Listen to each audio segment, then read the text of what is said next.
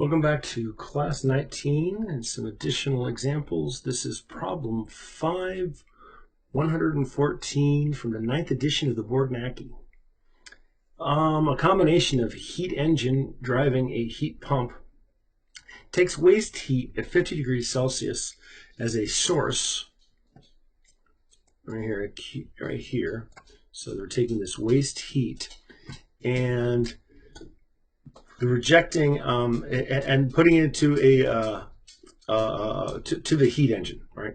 And then rejects the heat to 30 degrees. So it goes, just a heat engine going here to there and producing power. Source and sink. Not a very big difference between them at 50 degrees and 30 degrees. And then it has some other heat coming from that waste heat of QW2, and that goes into a heat pump, right? So the heat pump is moving it from this 50 degrees Celsius, moving it to 150 degrees Celsius, right? And the power that it's using has been derived from this the heat engine. So they're coming from the same source, and one is going to a sink here, and one is actually going to a higher level right here for this heat pump. And so if the total waste heat for somehow, right, so there's going to be Q dot W1 and W2, Q dot waste 2, it's going to be equal to 5 megawatts, right? So that's a lot of waste heat. Find the rate of energy delivered to the high temperature. We want to find this. It's kind of an interesting thing, and they didn't tell us anything about any efficiencies or coefficient performance. So let's go ahead and assume this is a Carnot. This is like a what if. I mentioned in class something called solar ponds, and some of the idea here is, all right, so we have a certain depth of water, and so we have water right here, and the sun shines. And it heats up, right? And so this gets a little warm at the top. So the temperature up here in this zone is warm, and it's cold down here, right? So it's cold. It's because the ground's keeping it cold. It's supposed to be an L, not an A. Right here, so it's not a large difference in temperature, but you have a source and you have a sink. Source and sink. And if you have a source and a sink, you can make an engine. Yay! So maybe we could extract energy because it has this property right here. And it's like if when it gets into equilibrium, this top temperature stays during the daylight hours, will stay at high temperature, and this down here, this stays at low temperature, and you're extracting. And it doesn't have to be a lot because it's free. Right, so you can actually make an engine that way. That's a pretty cool way, I think, to keep the world sustainable. So produce energy, and it does cost the equipment, the expense of the equipment, and all the energy that it took to create the equipment, maintain the equipment, and that kind of thing. We want to factor into there, but it's the possibilities that we want to take a look at. And cost benefit analysis. So here's one of the things they told us: 5 megawatts. And so if we go ahead and write out here's like, I'm going to start with this or here, this one is what I'm going to analyze first. So I'll write it in terms of this, right? So we're just going to say it's 5 minus QW2. Right here. Here's going to be like my first equation that I'm going to be here. I also should write out my assumptions. Assume Carnot cycles. And that's both for the engine here and there. Like, of course, we know that's not going to happen in real life, but this is a what-if analysis, which is a place to start. So the engine Carnot efficiency is 1 minus T. I'll call it L1 and TH1, right? So this is TH1, and then this is TL1, and then we could maybe call this TH. Right, so this is like the thing what we're going to right there. We just needed to give identify letters and stuff. So 1 minus 273 plus 30 over 273 plus 50. We're not expecting a lot, and we don't get a lot. 6.192 is the best efficiency that can possibly happen, and that's not a lot of efficiency. But we're okay with that just as long as we're able to get some out, because it's, remember, it's free, except for all the equipment. So on the we know for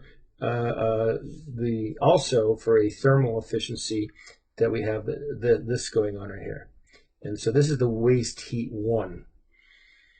So we can get what the work that we're going to get in that's going to go in between these two. So we're extracting it here from the engine part of the thing to put it into this. So we're going to get the efficiency times the QW1, which ends up being 6.192. I'll just keep it like that. I could have put the zeros in there if I wanted to. W1. So these are going to be what I call my equation 2. All right, so we're going to use this equation here and this equation. Now we got to find something where for the other cycle, for the Carnot cycle, for the heat pump. All right, so let's go to the coefficient of performance for the heat pump, and this is the Carnot. It looks a lot like the refrigerator one, but it's got a TH instead of a TL on the top.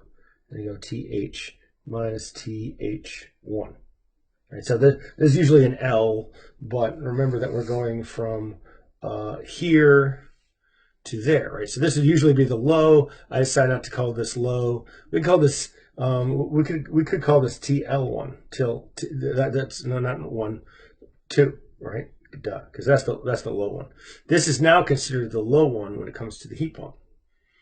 I'm losing my focus in more ways than one. Okay.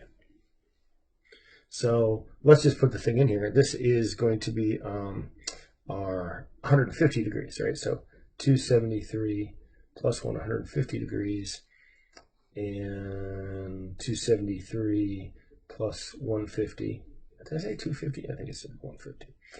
273, but now this is 50 right there, right?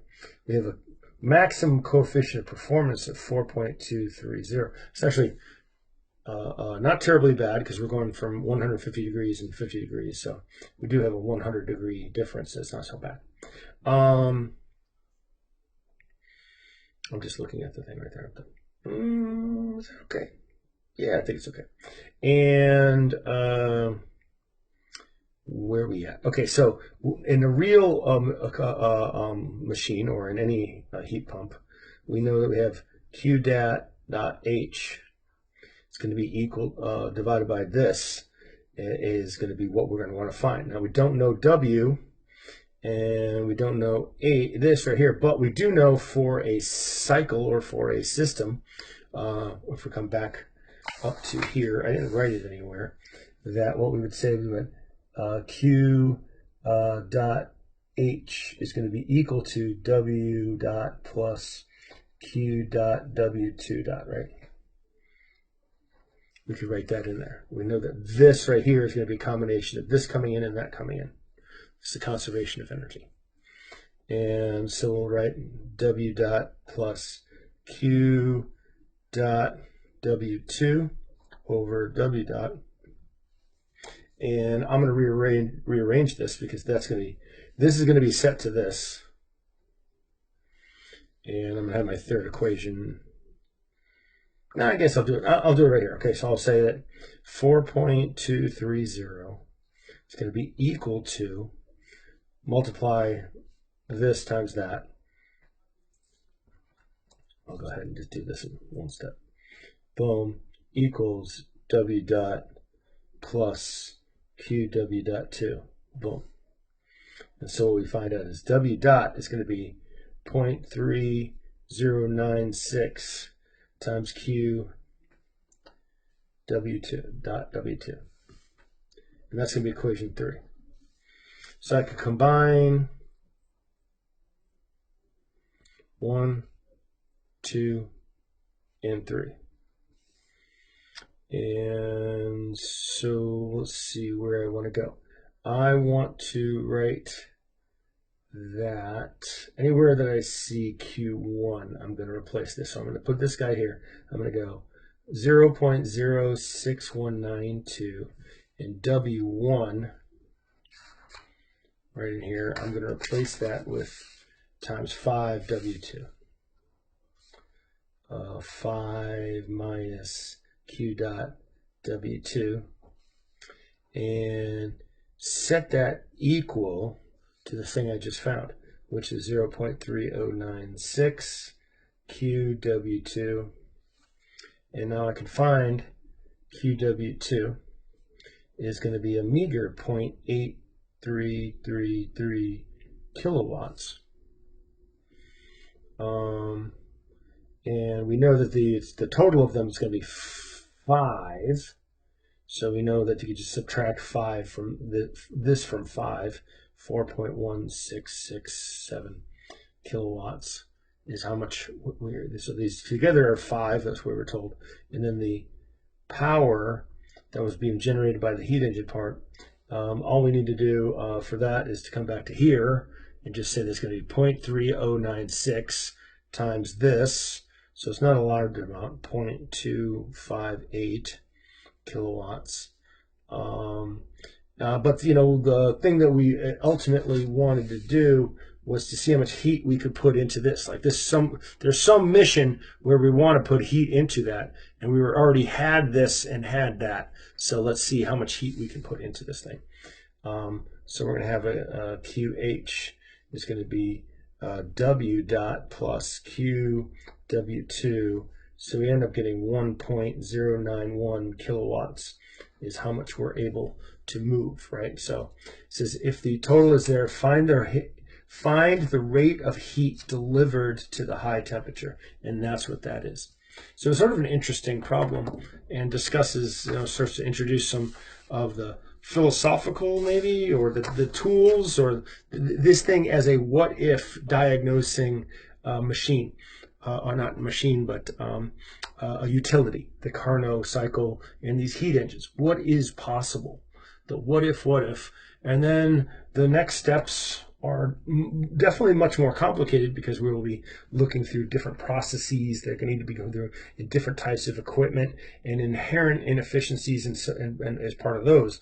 But in terms of the big global outlook, is the scheme that we're attempting to do, is it at least partially feasible?